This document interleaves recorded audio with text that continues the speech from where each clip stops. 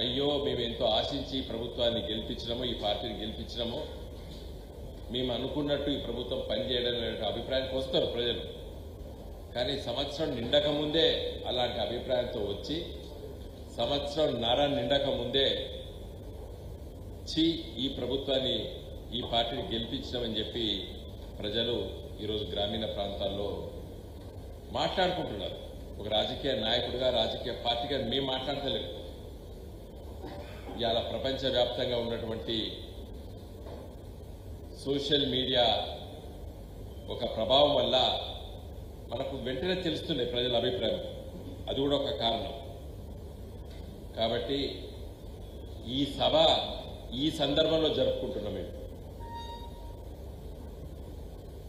ఈ సభ 25 సంవత్సరాలు గులాబీ జెండా పార్టీ పెట్టి ఈ గులాబీ జెండా 20 సంవత్సరాల కింద ఈ పార్టీని ఆవిష్కరించినటువంటి నాయకుడు కేసీఆర్ గారు. తెలంగాణ తెస్తా అని చెప్పిండు, తెచ్చి చూపించిండు. తెలంగాణ రాష్ట్రాన్ని వచ్చిన తెలంగాణ అభివృద్ధి చేస్తామని చెప్పినాం, చేసి చూపించినాం 10 సంవత్సరాలు. కాబట్టి ఈ 25 సంవత్సరాలు నిండినటువంటి మా పార్టీ ఈ సభలు చాలా పెద్ద ఎత్తున జరుపుకుంటున్నాం. ప్రజలు పెద్ద ఎత్తున మద్దతు ఇస్తున్నారు. నేను మరి ఎల్కతుర్తి పూర్వపు మన కరీంనగర్ జిల్లా కొత్త జిల్లాలు కాకముందు అక్కడ దాదాపు 1200 ఎకరాల భూమిని చదును చేయడం జరిగింది. మొన్న ఇదే సమయం నేను అక్కడ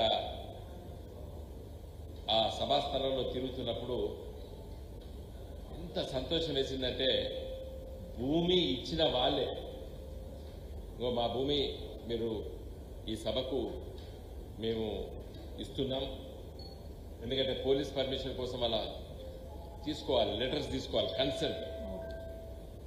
అవి తీసుకున్నటువంటి రైతులు ఇచ్చినటువంటి రైతులే వాళ్ళే పనిచేస్తున్నారు. ఏది అక్కడ నిన్నటిదాకా మొన్నటిదాకా ఉన్నటువంటి పత్తి చేనును పీకడానికి, అక్కడ చదును చేయడానికి, అక్కడ ఆ సభాస్థలాన్ని దాన్ని తీర్చిదిద్దడానికి రైతులు 2 ఎకరాలు 3 ఎకరాలు ఉన్నటువంటి రైతులు భార్యాభర్తలు. మీడియా మిత్రులు చూసింది అక్కడ. నిన్నగాక మొన్న ఇదే సమయానికి నేను అక్కడే ఉన్నా. అక్కడ ఉన్నటువంటి నాయకత్వం మేమందరం ఉన్నాం అక్కడ. సతీష్ గారు మాజీ హుస్నాబాద్ శాసనసభ్యులు, వారి నియోజకవర్గమే ఎల్కతుర్తి, మన కరీంనగర్ పార్లమెంటు పరిధిలో ఉంటుంది. కాబట్టి అంత సంతోషం వేసింది. అంటే భూమి ఇవ్వడం జరిగింది స్వచ్ఛందంగా, ఇస్తూ మళ్ళీ వాళ్ళే పనిచేస్తున్నారు. ఈ సభ దిగ్విజయంగా జరగాలని మేము గర్వపడుతున్నాం. ఈ సభ గులాబీ జెండా సభ మా సభ స్థలం మా భూమిలో జరుగుతున్నందుకని. కాబట్టి మంచిగా చాలా గొప్పగా జరుగుతుంది ఈ సభ. కరీంనగర్ నుండి హుజురాబాద్ మీదకెళ్ళి ఎల్కతుర్తి వరకు కూడా మీకు అందరు తెలుసు, జాతీయ రహదారి మంచిగా చేశారు. అక్కడ చిన్న చిన్న సమస్యలు ఉంటే నేను నిన్న ఉదయం పూట హైదరాబాద్లో సంబంధించిన అధికారుల దగ్గరికి వెళ్ళి చిన్న చిన్న బాటిల్ నెక్స్ ఉంటే కూడా వాటిని కూడా కొంచెం క్లియర్ చేయమంటే వాళ్ళు కూడా ముందుకు వచ్చిండ్రు కాంట్రాక్టర్స్.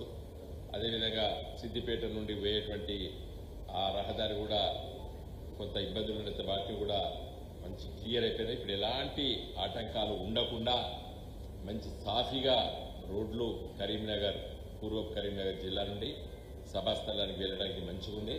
మనకందరూ తెలుసు, కొత్తపల్లి మీదకి వెళ్ళి హుస్నాబాద్ వరకు కూడా చిగురుమామిడికి కూడా మంచి రోడ్డు, డబల్ రోడ్డు ఉంది, ఆ రోడ్డు. కాబట్టి మరి మిత్రులందరూ కూడా అక్కడ చేరుకోవడానికి ఇవన్నీ కూడా మేము రోజువారీ అక్కడికి వెళ్ళి చూసి ఏర్పాట్లు చేస్తున్నాం. ఇంకా మిగతా విషయాలు గంగుల కమలాకర్ గారు సవివరంగా మీకు వివరిస్తారు.